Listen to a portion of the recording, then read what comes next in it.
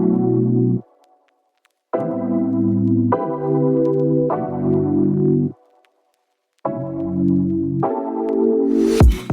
guys, it's Jasmine here with Senate Angel Free. Welcome to my channel. So here on my channel, we're going to be discussing cases of people who are wrongfully convicted and we're trying to fight for their freedom, and we're going to try to help them get their stories out. So the first case that we'll be covering on my channel will be a case that I found on the channel A&E. It's a show called Accused, Guilty, or Innocent. It was their 4th episode. Her name is Angel Bumpass. So with that, if you've been following me for the past couple of weeks, you've heard the name Angel Bumpass very periodically, at least every other day. So with it, we're going to go ahead and jump right into the Angel Bumpass case.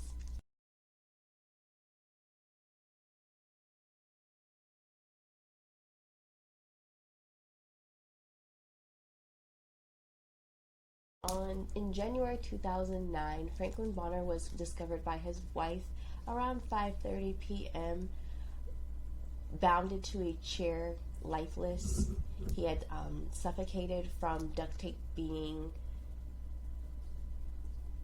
wrapped around his face and nose to where he was suffocated. He was bounded to a chair, legs and hands, feet. It's believed the crime happened between 2 and 5 p.m. Mr. Bonner had a lunch with his wife at his household prior to her going back to work around 2 o'clock in that afternoon. They had plans to go to a party later on, so she left him ironing his shirt. So there are no new leads on this case for 10 years until Angel Bumpass, who at the time of the crime would have been 13 years old. She is then at the time that she is arrested for failure to appear for a speeding ticket. Her fingerprints are taken, and then from there, now 23 with a speeding ticket. A couple weeks later, she gets a knock at her door for a warrant for first-degree felony murder and attempting to commit a especially aggravated robbery. Angel is stunned. She doesn't know what the detectives are talking about. She's confused. So she's booked on those charges and released on a $300,000 bond. Angel now has to go to court and fight for her freedom.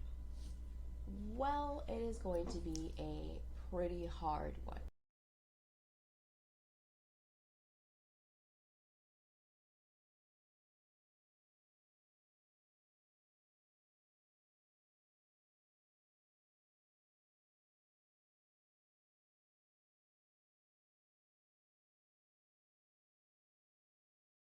Story about Mr. Bonner. He was retired. He was the local, I won't really say drug dealer. He was the local plug for weed when it came down to everyone who was in the working class. Him and his wife said that his wife said after his death that they sold small ounces of marijuana for recreational purposes to people who were working in the area.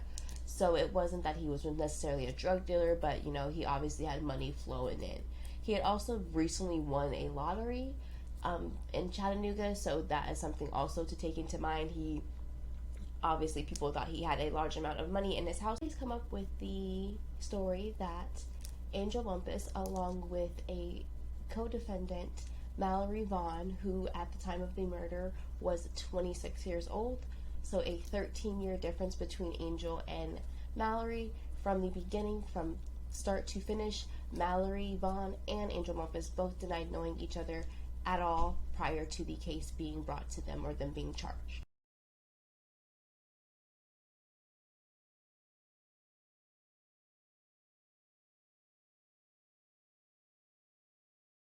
So the evidence against Mallory Vaughn was a testimony from a jailhouse snitch saying that it was his cousin. So his cousin says that he told him personally that he was going to rob Mr. Bonner.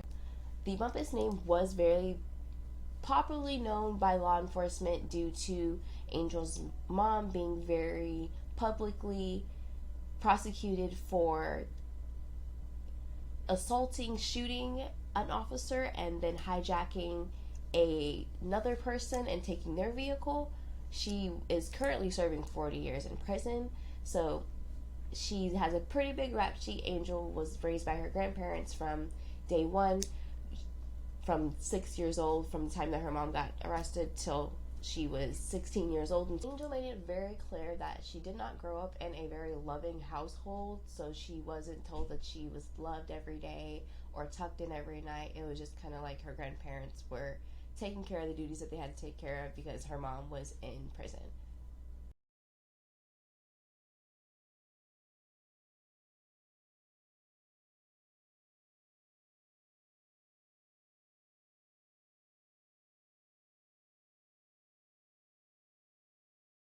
Evidence that the state had was on top of the two partial fingerprints. We have to make sure we emphasize that.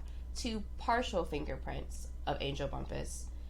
They also had phone records from the Bonner household that showed that the last person that Mr. Bonner had spoke to was Angel's grandmother, Shirley Bumpass. In 2009, when the crime initially happened, Shirley Bumpass admitted to the investigators that she did speak to Mr. Bonner around 2:15, purchased marijuana from him around that time, didn't know anything else about the crime.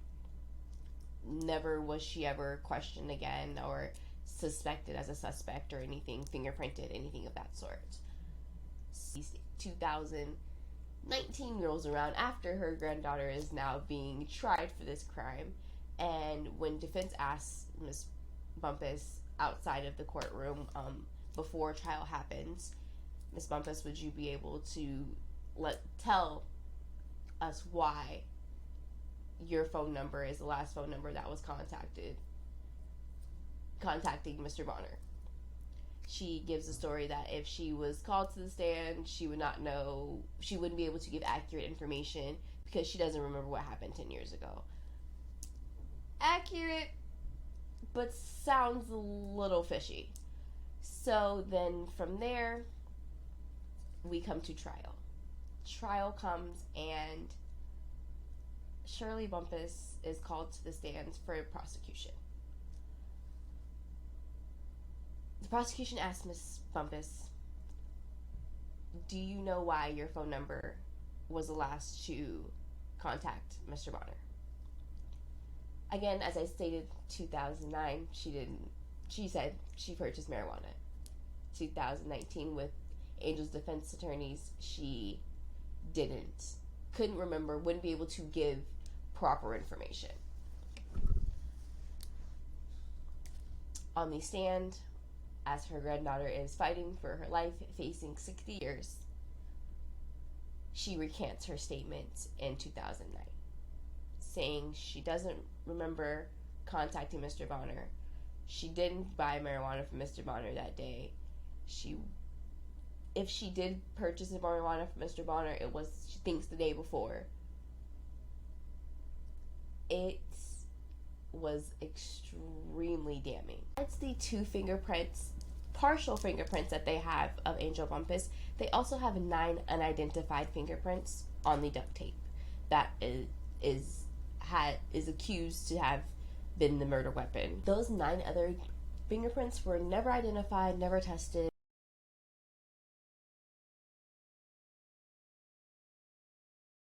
So it is said to believe that he again died between the time of 2 o'clock and 5 p.m. In that time, on that day, Angel Bumpass was marked present for school. So her school bus drops him off around 2:45 p.m. So that would leave Angel about an hour and a half to 2 hours to walk 2.5 miles, meet Mallory Vaughn, who, again, she doesn't know at all. They have a big age gap difference.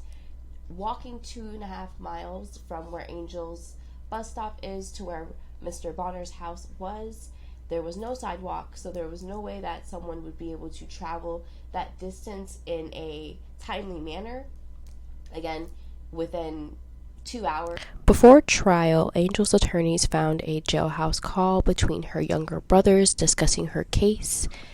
Her brothers are discussing in the call that Angel was arrested for something that happened in 2009. that she would have been 13. The other brother says, think about it. And then that's the end of the call that they have. At least the voice that they have that was pertaining to what they said pertaining to the call. So with that, it's sparked a lot of interest for the defense that someone knows something, and if it wasn't Angel that committed the crime, it might be someone who is related to Angel or knows Angel. I'll let you guys go ahead and listen to the call. Hey, you guys know how many, what happened? It's some case that happened 9 years ago of murder and aggravated robbery, and they took that for it. Happened 9 years ago. Yes. 9 years ago, 213. Come on now. Think about it. They called.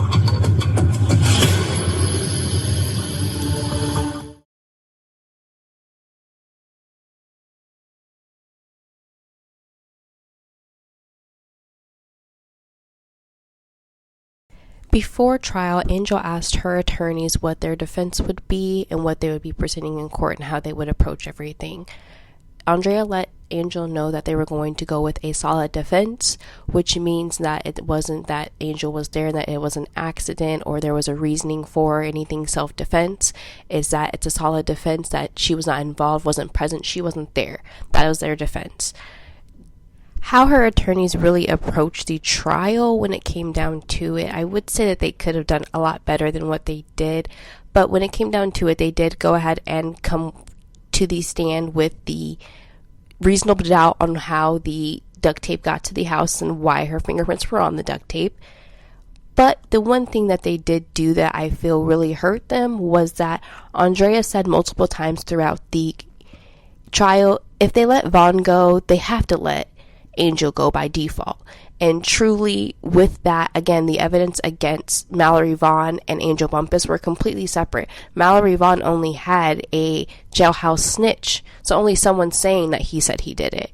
And then they had fingerprints of Angel Bumpass at the crime scene. So I feel like they should have taken that a lot more serious when it came down to it, because their client had a lot more damning evidence than what Mr. Vaughn had. So banking on Mr. Vaughn getting away, and that was really what hurt them in the long run.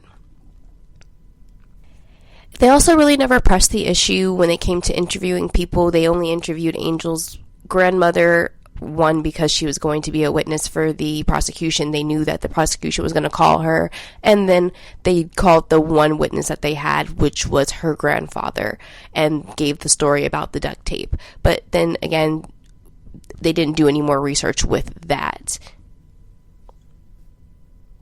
After discovering the jailhouse call, they did ask Angel if that jailhouse call meant anything, if she knew what her brothers were talking about. She just, again, denied everything from the beginning like she did. She was always very adamant that she did not know what was going on, what was happening. She was not there. She did not commit the crime. She doesn't know who did it, has no idea. And she stuck to that story. Throughout the whole time that the trial is being prepared for, Andrea is constantly saying to her colleagues, I feel like she knows something. I feel like she knows something. But anytime that she came up to Angel, it would be, I know it's a sensitive subject, but do you know anything? She really didn't do the research on the back end to see if there was anything really going on to bring to the table, to not necessarily force Angel to say anything. If Angel doesn't know anything, I feel like, I mean, if she knew something by now, I think she would say something, because at this point, you're serving life in prison. I don't think that there is a reason for you to not say anything. But her defense could have done a lot better with getting the background story of what's going on, or really digging deep to where that phone call was not deemed just hearsay. It was able to be used in court, because I feel like if the jury would have heard that, that would have given them a reasonable doubt, and that's all you need to be able to get a not guilty verdict. So they had to do a lot more cleanup when it comes to their background attorney work. So October 2019, Angel Bumpass is tried alongside her co-defendant, Mallory Vaughn, for the murder and attempted robbery of Franklin Bonner. Again, the evidence against Mallory Vaughn was a jailhouse snitch trying to get their time reduced. Not in any way did the jailhouse snitch implicate a female accomplice, and when the evidence came against Angel, none of the fingerprints came back to be Mr. Vaughn's. So there was no evidence that was damning against either of them when it came to it. So the evidence against both defendants was separate. They were just tried together. She demonstrated how if you take duct tape and you're pulling it and then you stop and you rip it, you can still pull and put that tape back onto the roll. Your fingerprints are now all on that sticky side of the tape. They only have a partial fingerprint. For the state of Tennessee to deem a partial fingerprint, it only has to have 12 ridges in order to be a positively identifiable partial fingerprint. There's 150 ridges on your fingers. Fingerprint. 150. You do the math. That is not an accurate number for anyone to identify anything. That you could barely even touch a piece of tape and your fingerprint could be on there. How did the defense say that Angel's fingerprint got on the tape? They called her grandfather to the stand, where he was a handyman and did testify that he did know Franklin Cookie Bonner, and he did do a few, not only buy marijuana from him, but he also did a few handyman jobs around Mr. Bonner's house. So there could be a possibility that the duct tape that was used for Mr. Bonner's murder came from the Bumpass household. Mr. Bumpass then, or Angel's grandfather, then did say that he did used to unravel the tape and throw it at her, and it used to keep her busy, and she used to be very arts and crafty, so she used to use duct tape a lot. So that was their reasoning for why her fingerprint was on the duct tape. Was Grandpa believable? I don't really know. When he said that he used to peel it off, like, he didn't say that initially to the defense when you're watching the show. He doesn't say that initially to them when they're interviewing him in his house, but he then says that on the stand. I don't know whether that is necessarily a good reason. Like, she used to play with duct tape. I don't know who plays with duct tape, but it is a valid reasoning that she would be arts and crafty and used to use craft stuff and would use duct tape to tape things together. That's a very accurate assumption. The jury finds Mallory Vaughn not guilty of all charges. Angel Bumpass is found guilty of first-degree felony murder and attempting to commit an especially aggravated robbery. Angel is sentenced to life in prison. They sentenced a 13-year-old because they were supposed to view Angel as a 13-year-old.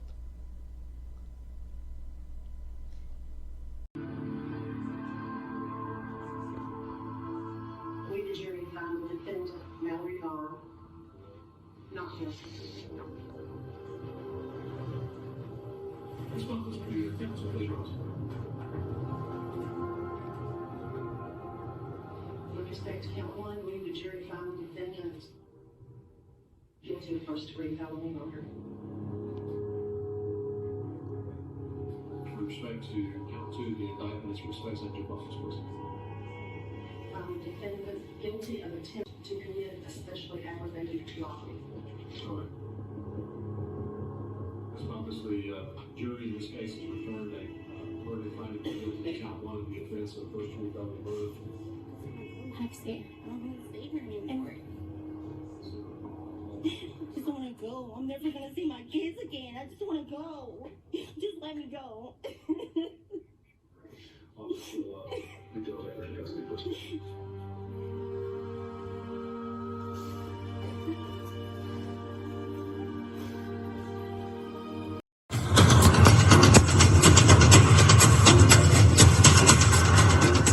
really frustrated with them. I asked for Andrew and Bar to object it, and they never did. I don't want them to be nice. I want them to be mean because this is my life. I want them to fight like it's their life, and I don't feel like they're doing that. The defense was given the privilege of the judge asking the jury to look at Angel as a 13-year-old, as she would be at the time of the crime, and not as a 24-year-old as she was sitting in front of the jury. The defense did not show a picture of Angel once at the age of 13. Angel was 80 pounds, 5 feet tall. Mr. Bonner was 68 years old.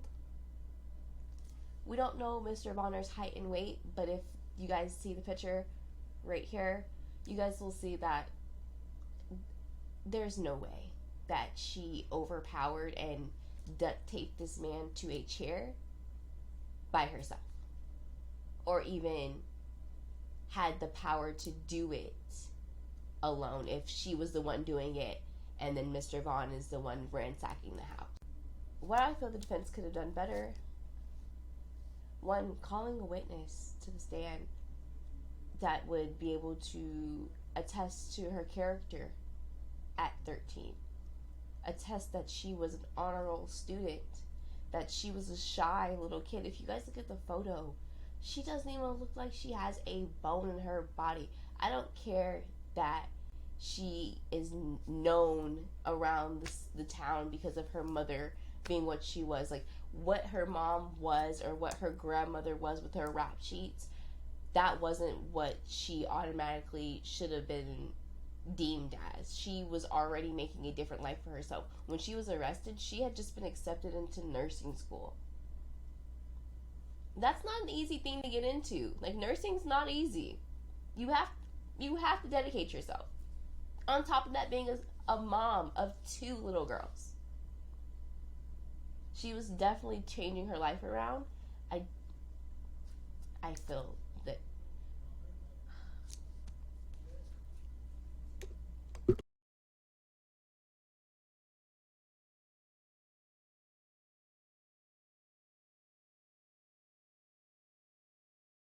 like they were tried together because the state knew that the evidence against both were very scarce.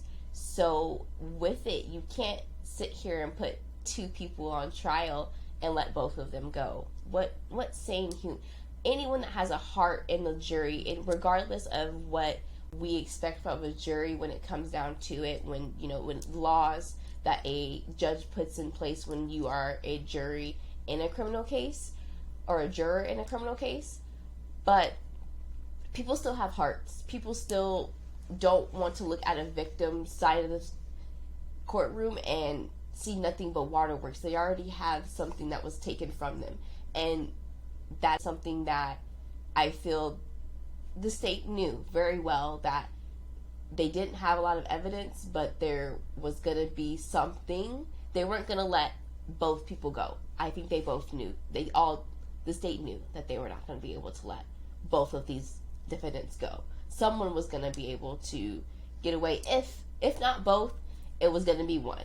And so that was exactly what for the jury. If this is your grandmother and the only connection to you other than these 2 fingerprints is her, and she recants her statements in 2009. I just want to point out some flaws in the justice system related to this case. The lead detective, Carl Fields, was terminated in 2015 for unbecoming conduct and neglect of duty. He was indicted by a grand jury in April of 2016 of charges of official misconduct and tampering or fabricating evidence. I feel that if he was not, terminated from his position at the police department, he should not have been able to be called in 2019 as a key witness for the prosecution. This is one of the biggest flaws that I feel in the justice system, and one of the main purposes and reasons for setting Angel free.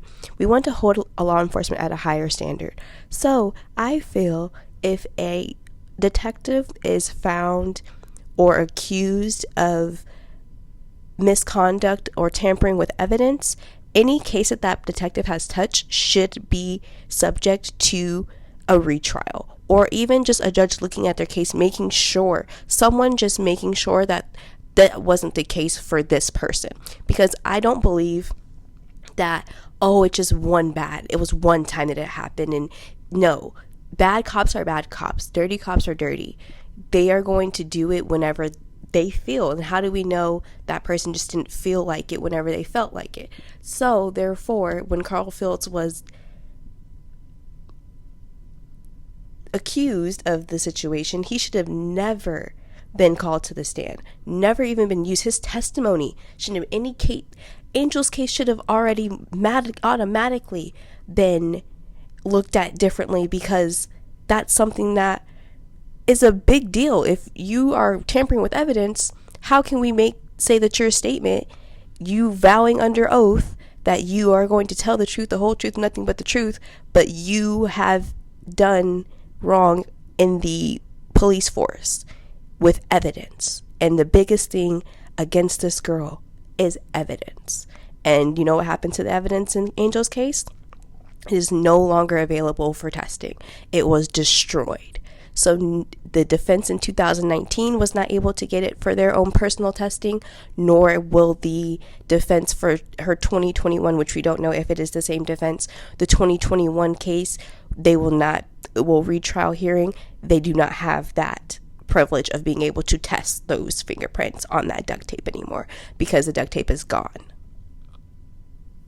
Another big flaw in this case is that, looking into the research into Tennessee's cases, criminal cases, there is a lot of appeals to overturn convictions due to lack of accuracy of fingerprints. There is a lot of people getting convictions overturned, not necessarily a lot, but there's people getting convictions overturned due to the fingerprint analysis coming back invalid, or that it was incorrect. So with it, again, if it's something that's a big flaw in the whole state, I don't feel like that is something that the prosecution can use as their key evidence. Their key evidence is a fingerprint, partial fingerprint, on a piece of duct tape and a leg of a chair of a 13-year-old.